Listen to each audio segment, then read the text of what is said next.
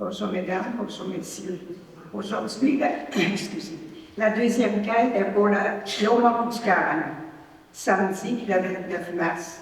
Les intentions des prières pour les personnes des veuves, nous prions pour Gérard Barnabé, Marie-Claire Gagné, Alice Gendron, André Lachambre.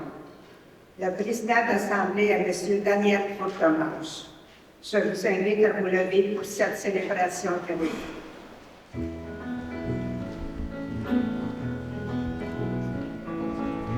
Regarde les oiseaux du ciel, ils ne s'aiment, ils ne ressortent, et pourtant mon Père me donne aussi bien que grimpe de pierre. Cherchez d'abord le royaume et la justice de Dieu. Cherchez d'abord le royaume, le reste vous sera donné. Pourquoi surchargez-vous d'inquiétude, de trésors vides et futiles, en espérant qu'ils soient utiles, alors qu'ils vont bientôt mouiller? Mais cherchez d'abord le royaume et la justice de Dieu.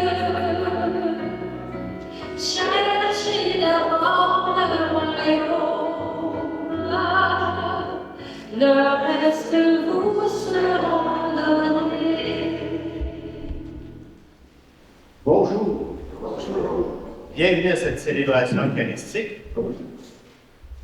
On est rassemblés par un Dieu qui nous rappelle son amour aujourd'hui. Et Jésus, à travers un petit exemple, un petit récit, il nous rappelle jusqu'où va cet amour pour chacun et chacune de nous. Laissons-nous accueillir en l'amour de Dieu en cette célébration où nous sommes rassemblés au nom du Père, du Fils et du Saint-Esprit. Amen.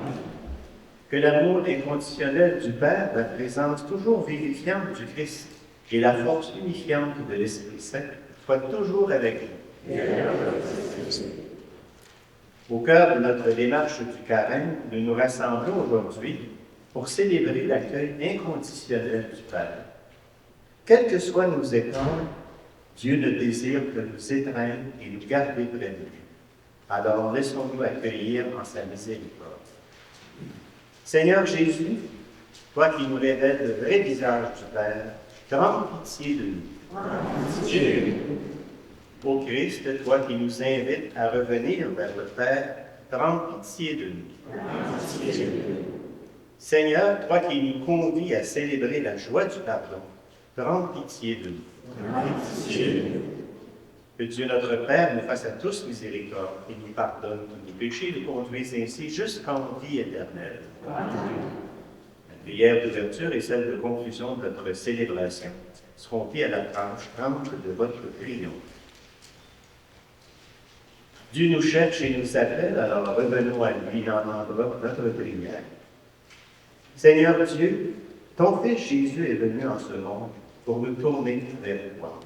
Il nous révèle ta patience à nous attendre et la générosité de ton accueil.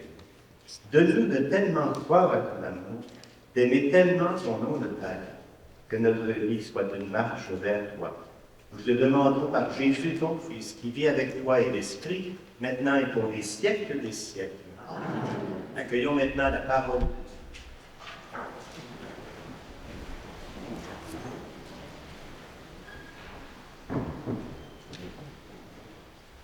Lecture du livre de Josué. En ces jours-là, le Seigneur dit à Josué, « Aujourd'hui, j'ai enlevé de vous le déshonneur de l'Égypte. » Les fils d'Israël campèrent à Gilgal et célébrèrent la Pâque le 14e jour du mois, vers le soir, dans la plaine de Jéricho. Le lendemain de la Pâque, en ce jour même, ils mangèrent les produits de cette terre. des pains sans levain et des épis grillés. À partir de ce jour, la manne cessa de tomber, puisqu'ils mangeaient des produits de la terre. Il n'y avait plus de manne pour les fils d'Israël, qui mangèrent cette année-là ce qu'ils récoltèrent sur la terre de Canaan. Parole du Seigneur. Goûtez et voyez comme est bon le Seigneur. Je bénirai le Seigneur en tout temps, sa louange sans cesse à mes lèvres. Je me glorifierai dans le Seigneur, que les pauvres m'entendent et soient en fête. Goûtez et voyez comme est bon le Seigneur. Magnifiez avec moi le Seigneur, exaltons tous ensemble son nom. Je cherche le Seigneur, il me répond. De toutes mes frayeurs, il me délivre. Goûtez et voyez comme est bon le Seigneur. Qui regarde vers lui resplendira, sans ombre ni trouble au visage. Un pauvre gris, le Seigneur entend, il le sauve de toutes ses angoisses. Goûtez et voyez comme est bon le Seigneur. Lecture de la deuxième lettre de Saint Paul apôtre aux Corinthiens. Frères, si quelqu'un est dans le Christ, il est une créature nouvelle. Le monde ancien s'en est allé, un monde nouveau est déjà né. Tout cela vient de Dieu. Il nous a réconciliés avec lui par le Christ et il nous a donné le ministère de la réconciliation. Car c'est bien Dieu qui, dans le Christ, réconciliait le monde avec lui. Il n'a pas tenu compte des fautes et il a déposé en nous la parole de la réconciliation. Nous sommes donc les ambassadeurs du Christ et par nous, c'est Dieu lui-même qui lance un appel. Nous le demandons au nom du Christ. Laissez-vous réconcilier avec Dieu. Celui qui n'a pas connu le péché, Dieu l'a pour nous identifié au péché, afin qu'en lui, nous devenions justes de la justice même de Dieu. Parole du Seigneur. Veuillez vous lever pour l'acclamation. Gloire et louange à toi, Seigneur Jésus. Je me lèverai, j'irai vers mon Père, et je lui dirai, Père, j'ai péché contre le ciel et envers toi. Gloire et louange à toi, Seigneur Jésus. Le Seigneur soit avec vous. Évangile de Jésus-Christ selon saint Luc.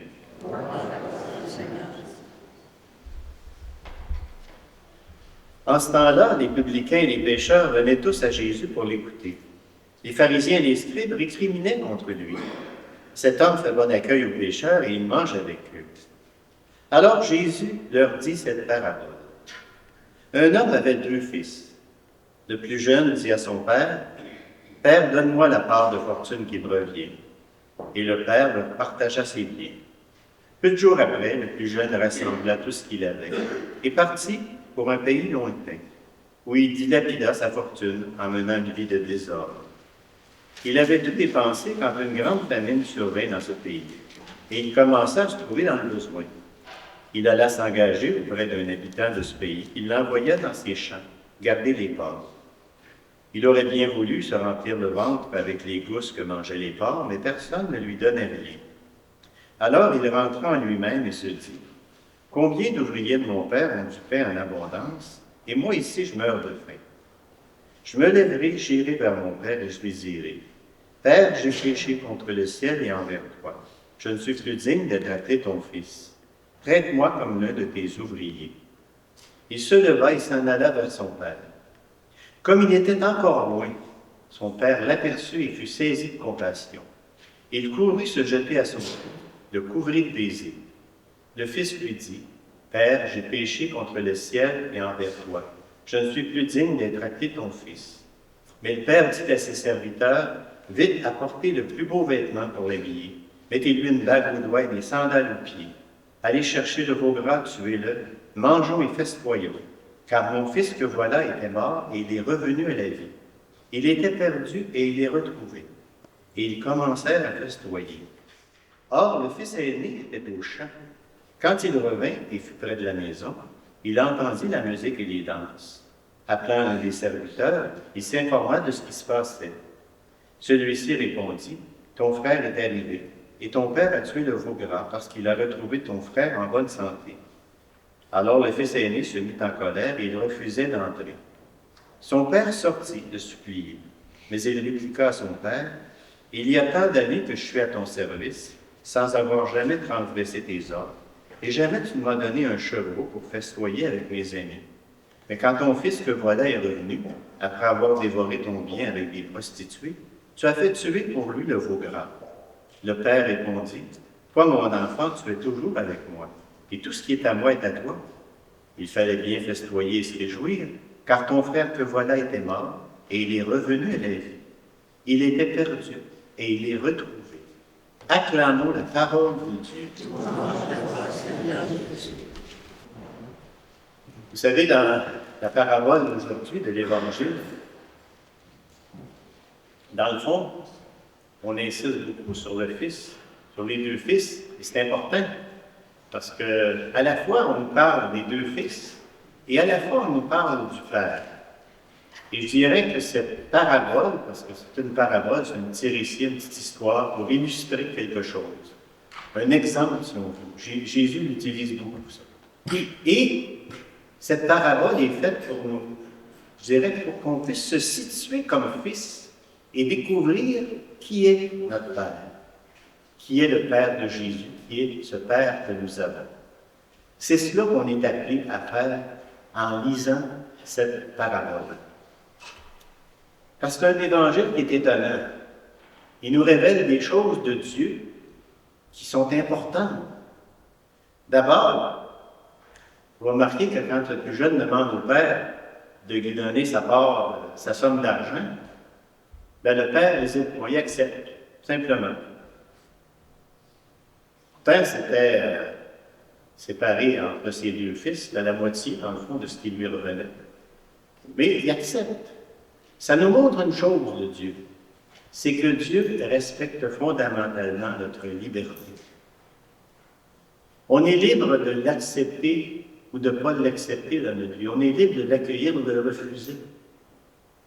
Dieu a accepté que nous soyons totalement libres, parce que l'amour ne peut se vivre qu'en deux personnes qui sont libres et qui se disent librement oui. Alors, si on veut vivre cette relation d'amour avec Dieu, il faut être libre.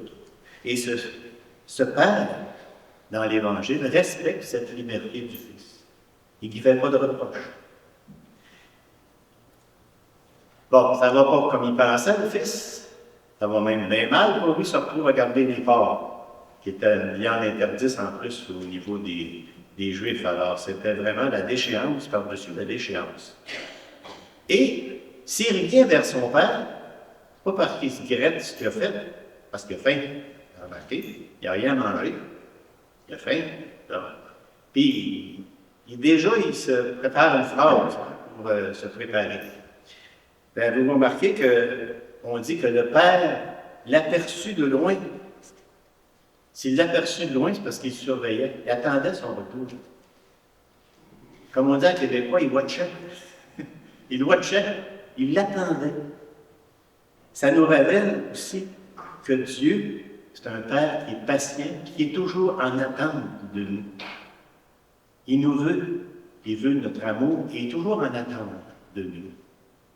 Il n'y a rien qui le décourage. C'est important de saisir ça, parce que ça nous arrive, nous autres, des fois, un peu comme le fils cadet, de le mettre un peu de côté, puis de le retrouver juste quand ça va mal dans notre vie, des fois. Ça peut arriver. Mais même là, il nous attend, il nous accueille. Puis, il a hâte qu'on se tourne vers lui. Et vous avez remarqué que quand les termes employés en saisie de compassion, ça veut dire, dans le fond, dans le langage direct, si on traduit le mot d'amour, poigné au trip. C'est le saisie de compassion. Il courut vers son fils.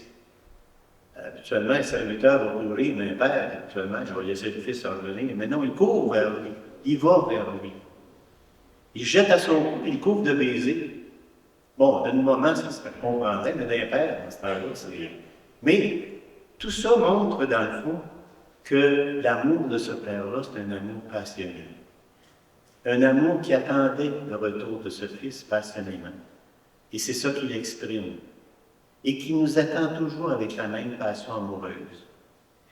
Et le fils qui a préparé son petit laïus, il commence à le dire, je suis plus digne de t'appeler ton fils, puis le père ne laisse même pas finir. Apportez le vêtement, le plus beau vêtement, mettez-lui la bague au doigt et les sandales aux pieds. Ça, c'est des signes du fils dans la maison. Autrement dit, le père dit non, tu es toujours mon fils. Quoi qu'il arrive, il n'y a rien qui va changer. Pour le père, on est toujours, sans condition, son fils. Jamais on ne changera. Son fils, sa fille. Jamais on ne sera autre chose pour Dieu que son fils et sa fille. Il n'y a rien qui peut changer ça. L'amour de Dieu va toujours nous réaccueillir comme un fils, comme une fille, comme son enfant. Et c'est cela, dans le fond, que manifeste cet accueil-là, cette fête, le veau gras. Je ne sais pas s'il était avec le gras, trouvé dedans. C'était la façon d'accueillir et de fêter. Le retour de ce fils, c'était un peu comme sa résurrection, comme son retour à la vie. Et il est reconnu et accueilli pleinement comme fils, sans condition. Son père ne fait jamais de reproches. Comme Dieu d'ailleurs, quand il nous accueille dans le pardon. Il ne nous fait pas de reproches. Il nous dit tout simplement qu'il nous aime. Et le fils aîné, lui, sa réaction, pas pareil. Le fils aîné, lui, il n'est pas content par tout. Hein? Il refuse d'entrer.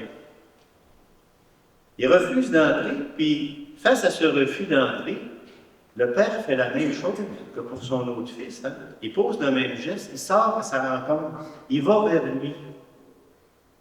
Il va vers lui. Puis quand nous autres, des fois, on sent que Dieu on a l'impression qu'il faut mériter l'amour de Dieu, puis qu'on ne l'a pas assez mérité, puis tout ça, bien Dieu, il vient à notre rencontre pour nous dire, tu n'as pas à mériter mon amour, accueille-le. Parce que dans le fond, le fils aîné, lui, il a tout fait pour mériter l'amour du Père. Hein? Il a suivi ses ordres, il a fait ce qu'un serviteur ferait. C'était quasiment pas comme un fils qui se considérait, mais comme un serviteur. Il faisait sa job. Là, il méritait l'amour du Père. Dieu vient nous dire, à travers l'attitude du Père, qui est tout étonné de cette attitude-là, parce que, dis-toi, mon enfant, tu es toujours avec moi. Tout ce qui est à moi est à toi. Tu es mon fils. Tu n'as pas à mériter mon amour. Je t'aime. On n'a pas à mériter l'amour de Dieu. L'amour de Dieu est gratuit. On a à l'accueillir. Et ça, c'est vrai pour tous. C'est important de reconnaître cette gratuité de l'amour de Dieu. Parce qu'on a souvent l'impression, ça m'arrive de temps en temps, moi aussi, de penser que, bon, faut que j'agisse comme ça, c'est ça que Dieu attend de moi. Il n'attend rien de moi. Il attend juste que j'accueille son amour. Et cet amour-là va m'aider à agir face à ce qu'il désire, mais je n'ai pas à mériter cet amour-là. Mais souvent, on a été élevé de façon à mériter l'amour des autres et on a l'impression qu'il faut faire la même chose avec Dieu. Et pourtant, non. Le fils qui est parti, qui a laissé son père là, qui a laissé tomber son père, qui a déplié sa fortune, il n'a pas mérité l'amour du père. Il l'a toujours eu pareil. Et le fils qui est resté à la maison, il n'a pas à douter de l'amour du père, il l'a toujours pareil.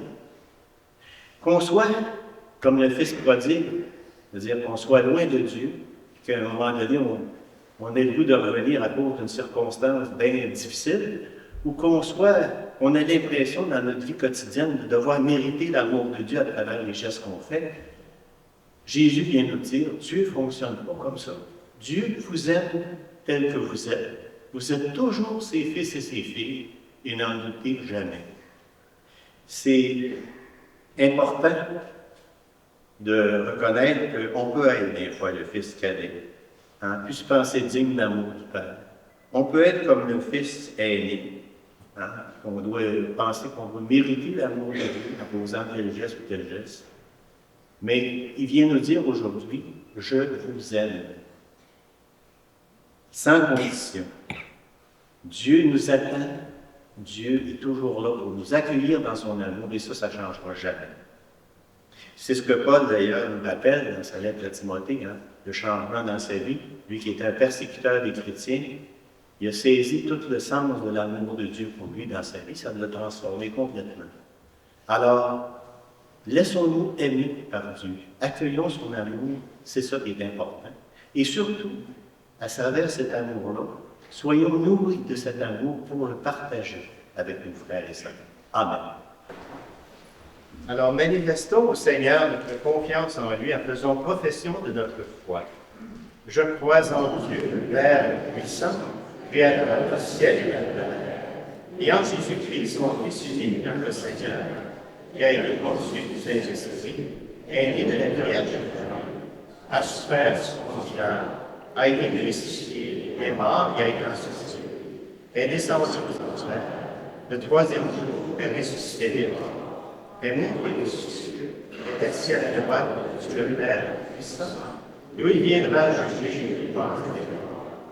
Je crois à l'Esprit Saint, à la Sainte Église catholique, à la communion des saints, à la rémission des péchés, à la résurrection de la chair, à la vie éternelle. Amen.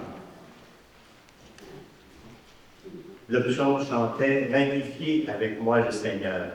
Alors, avec assurance, dans la patience et la persévérance, osons lui présenter les besoins, les rêves de notre monde en disant ensemble « Dieu de la promesse, exauce-nous ». Confions au Seigneur les personnes vivant dans des pays aux prises avec la guerre, la famine ou des catastrophes naturelles. Ensemble, prions. Dieu de la promesse, exauce-nous.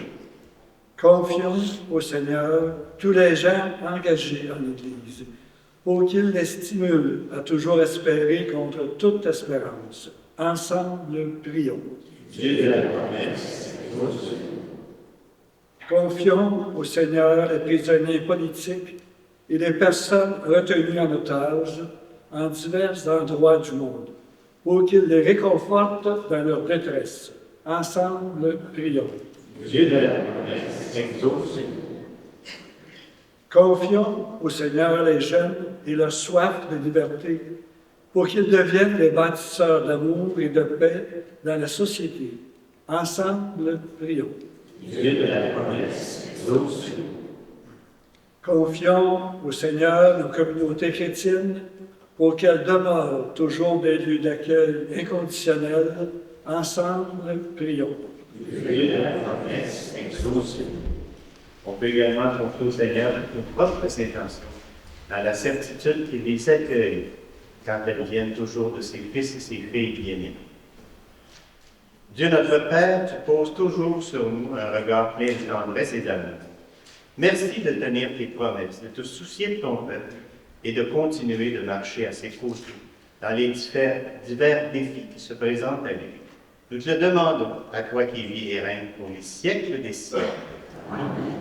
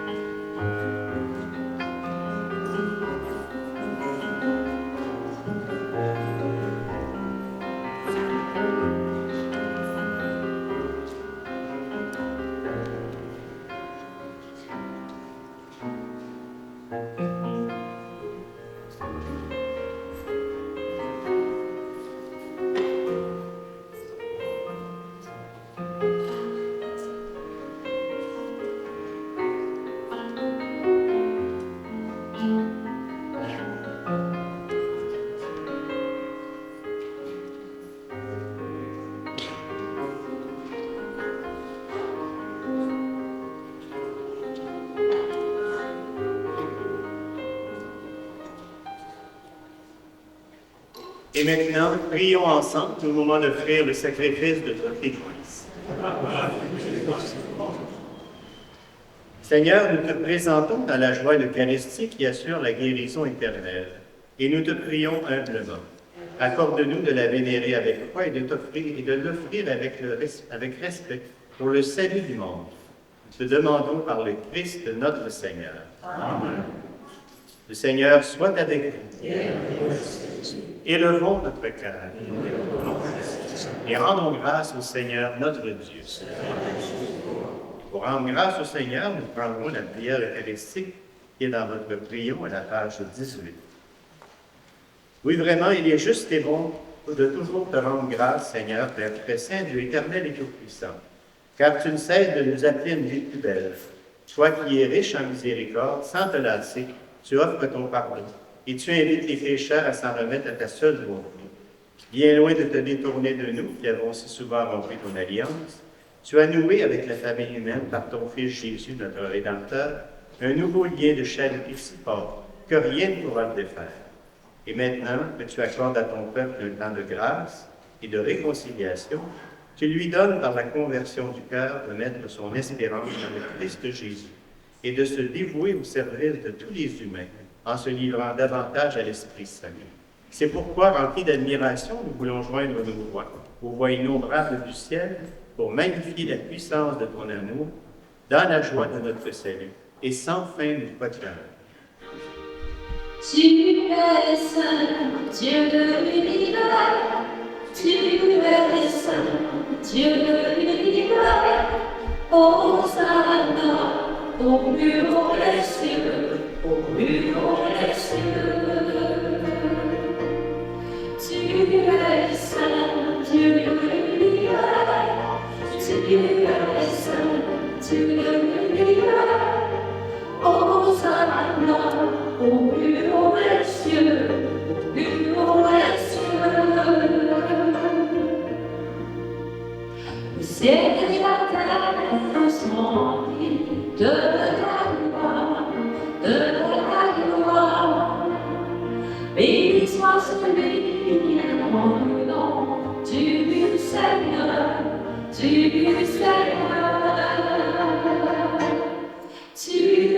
saint, Dieu de l'univers. Tu es saint, Dieu de l'univers. Hosanna, au plus haut des cieux, au plus haut des cieux. Tu es saint. Toi, Seigneur, tu es vraiment saint. Tu es toujours à l'œuvre depuis les origines du monde pour que l'être humain devienne saint comme toi-même es saint.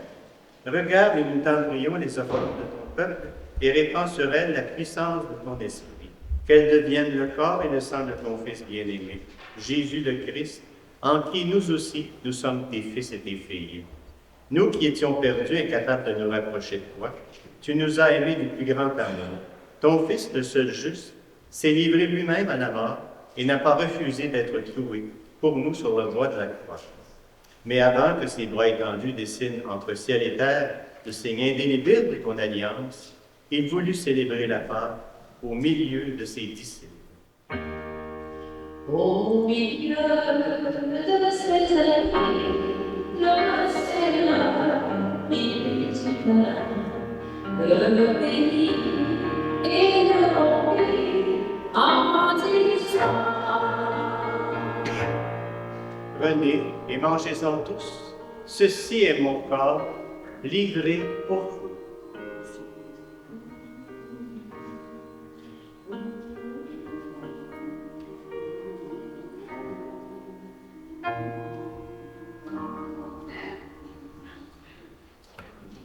À la fin de ce repas, le Seigneur, il dira: pardonne-moi ce qu'il a dit en disant. Prenez et buvez-en tous, car ceci est la coupe de mon sang, le sang de l'alliance nouvelle et éternelle, qui sera versé pour vous et pour la multitude en rémission des péchés. Vous ferez cela en mémoire de moi.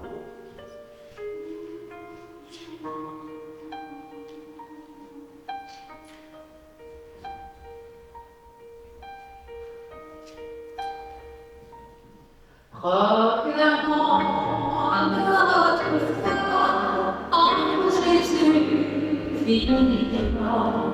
Il est mort sur une croix, librement. Et il est ressuscité pour nous rassembler dans la joie de son prochain retour.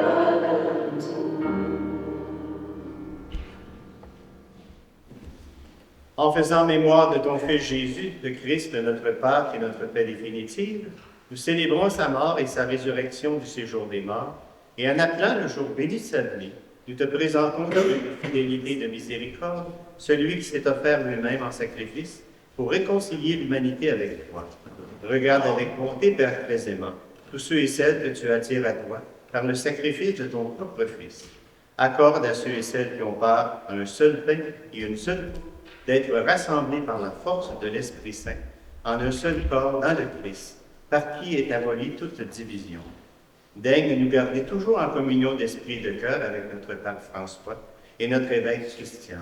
Aide-nous à préparer ensemble la venue de ton règne jusqu'à l'heure où nous nous tiendrons devant toi, saints parmi les saints du ciel, avec la bienheureuse Vierge Marie, la Mère de Dieu, et bienheureux apôtres, Sainte Eugénie, tous les saints, avec nos frères et sœurs défunts, que nous confions humblement à ta miséricorde. Nous prions d'une façon spéciale pour Gérard Barnabé, Marie-Claire Gagné, Alice Gendron, André Archambault. Alors, enfin libérés de la corruption qui nous blesse, nous deviendrons une création nouvelle et avec joie, nous te chanterons l'action du Christ à jamais vivant. Par lui, avec lui et en lui, à toi, Dieu Père puissant, dans l'unité du Saint-Esprit, honneur et gloire pour les siècles des siècles.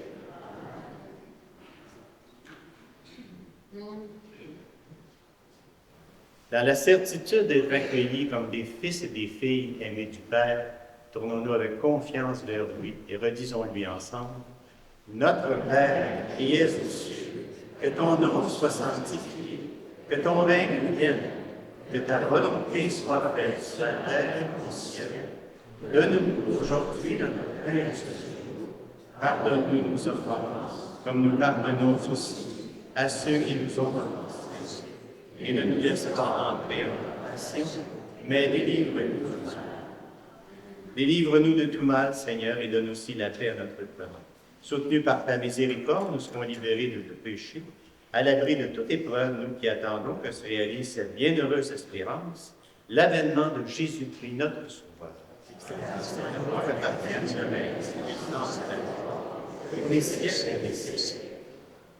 Seigneur Jésus-Christ, tu as dit à tes apôtres: je vous laisse la paix, je vous donne. Ne regarde pas nos péchés et la foi de notre Église, pour que ta volonté s'accomplisse, donne-lui toujours cesser et conduis-la à l'unité parfaite, toi qui vis et règnes des siècles des siècles. Que cette paix de Jésus vivant, ressuscité, soit toujours avec nous. Bien, frères et sœurs, partageons-nous le signe de cette paix du Christ. Entre frères et sœurs, le même Père.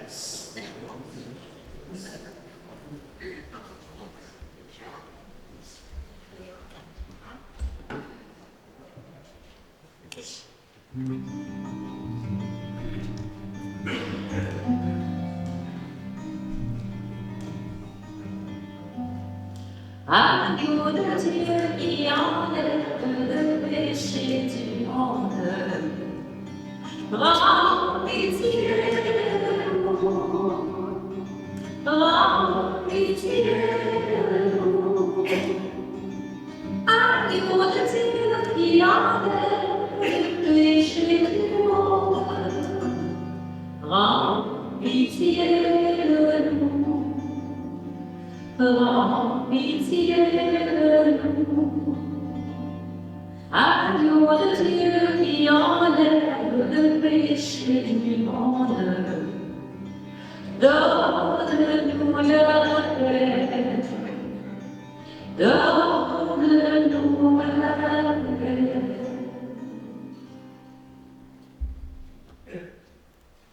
Voici l'agneau de Dieu, voici celui qui enlève le péché du monde et qui fait de nous des fils et des filles aimés du Père. Heureux sommes-nous d'être invités à participer au repas des noces de l'agneau. Seigneur, je ne suis pas digne de recevoir, mais dis seulement une parole, je serai guéri.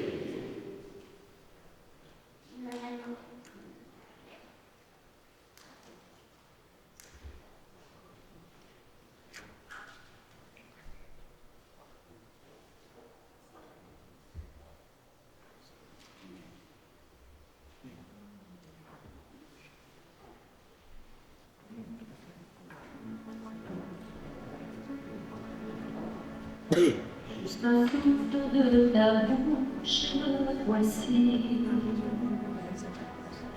Rien qu'un battement de ton cœur me donne vie. Au commencement du monde, ton cœur a parlé. Avant toutes les choses, tu m'as désiré. Tu as créé les étoiles et ces millions de galaxies, dessiné ce paysage par le souffle de l'esprit, et ton cœur de père a désiré ma vie. Et ton cœur de père a désiré ma vie. De ta main tu peins les étoiles et le ciel. L'univers répond au son de ton appel. Dans le désir de ta grâce, créée de tes mains, image et souffle dans ton amour divin. Tu as créé les étoiles et ces millions de galaxies, dessiné ce paysage par le souffle de l'esprit, et mon cœur père a désiré ma vie. Et ton cœur de père a désiré ma vie. Tu as créé les étoiles et ces millions de galaxies, dessiné ces paysages par le souffle de l'esprit, et ton cœur de père a désiré ma vie. Et ton cœur de père a désiré ma vie.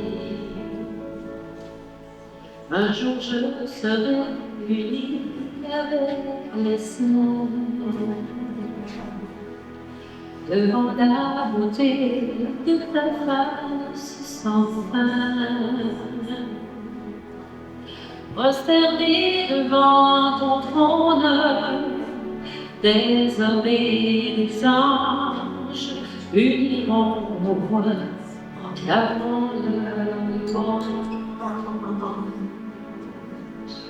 Là où brillent les étoiles de ton amour adoré, dans les cieux nous chanterons avec les anges à l'infini.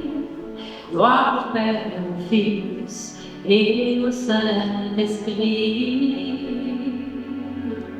Gloire au Père, au Fils et au Saint-Esprit. Gloire au Père, au Fils et au Saint-Esprit. Gloire au Père, au Fils et au Saint-Esprit. Gloire au Père, au Fils et au Saint-Esprit. Gloire au Père, au Fils et au Saint-Esprit.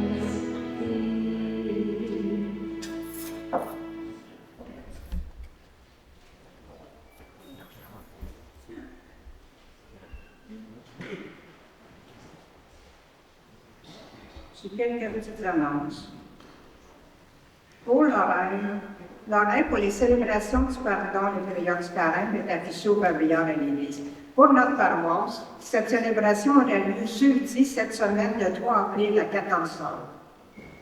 À tous les vendredis, pendant la période du carême, Simon-Pierre Miamsi anime le chemin de la croix dès 16h30 à la cathédrale. Les mardis de Saint-Antoine ont commencé à l'église Saint-Sacrement.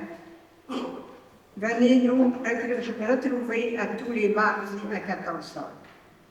Le 4 avril prochain, il y aura une soirée d'adoration à la cathédrale à 19 h.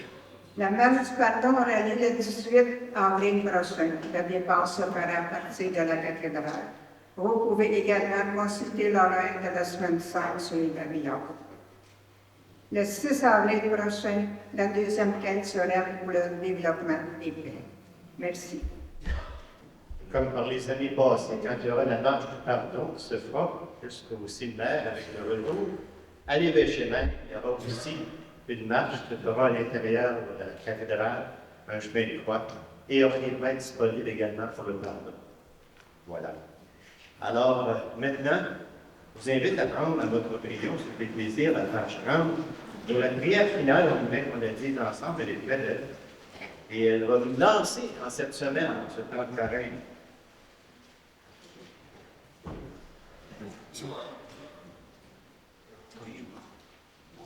Prions le Seigneur.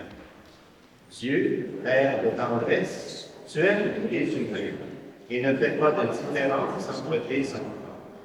Nous qui sommes à la fois le Fils cadet et le Fils aîné de la parole, nous te prions. Fais-nous éprouver dans nos vies la joie de ton pardon et fais de nous des artisans de la réconciliation entre les humains et toi, notre Père miséricordieux, qui nous a dit ton amour en nous donnant ton Fils Jésus, vivant pour les siècles des siècles. Amen. Le Seigneur soit avec vous. Que Dieu Tout-Puissant vous bénisse, le Père, le Fils et le Saint-Esprit. Je vous souhaite une très belle semaine. Allez tous dans la paix et la joie du Christ.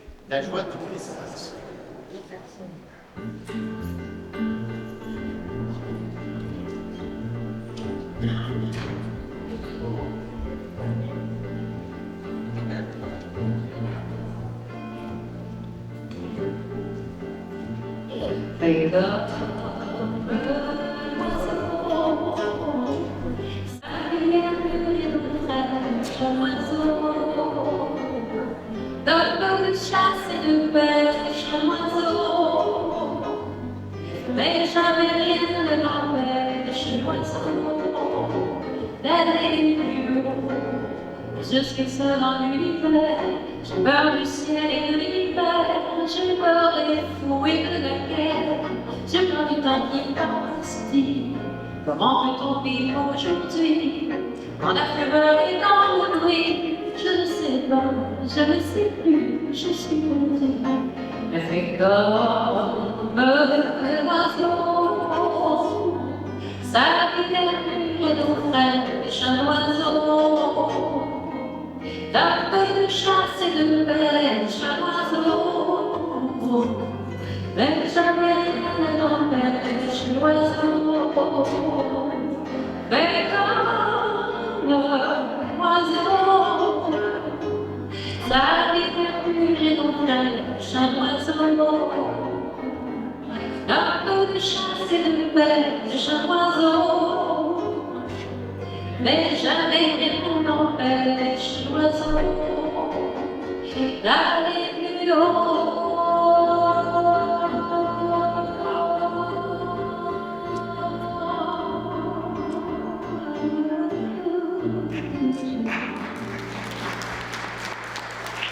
Merci.